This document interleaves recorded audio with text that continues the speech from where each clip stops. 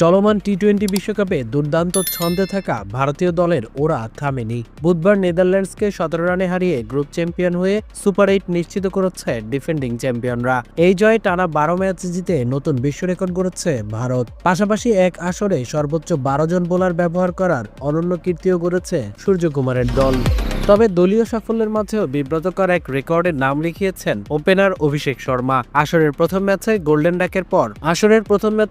ডাকের পর অসুস্থতায় এক ম্যাচ মিস করেন তিনি। ফিরেও ভাগ্য বদলায়নি তার। পাকিস্তান ও নেদারল্যান্ডসের বিপক্ষেও 0 রানে আউট হন। ফলে টি-20 বিশ্বকাপে টানা 3 ম্যাচে 0 রানে আউট হওয়া চতুর্থ ক্রিকেটার হিসেবে নাম লেখালেন অভিষেক। এর আগে এই তালিকায় ছিলেন আশিস নেহরা, আন্দ্রে ফ্লেচার ও রজার মুকাসা। এছাড়া এক বছরে 5 বার 0 রানে আউট হয়ে দ্বিতীয় সর্বোচ্চ অনাকাঙ্ক্ষিত রেকর্ডেও জায়গা হয়েছে তার। যদিও ছেলের এমন সময়েও ভরসা হারাননি অভিষেকের বাবা মা। তাদের বিশ্বাস, অভিষেকের ব্যাটেই বিশ্বকাপ জিতবে ভারত। সুপার 8-এ ভারতের প্রতিপক্ষ দক্ষিণ আফ্রিকা, ওয়েস্ট ইন্ডিজ ও জিম্বাবুয়ে।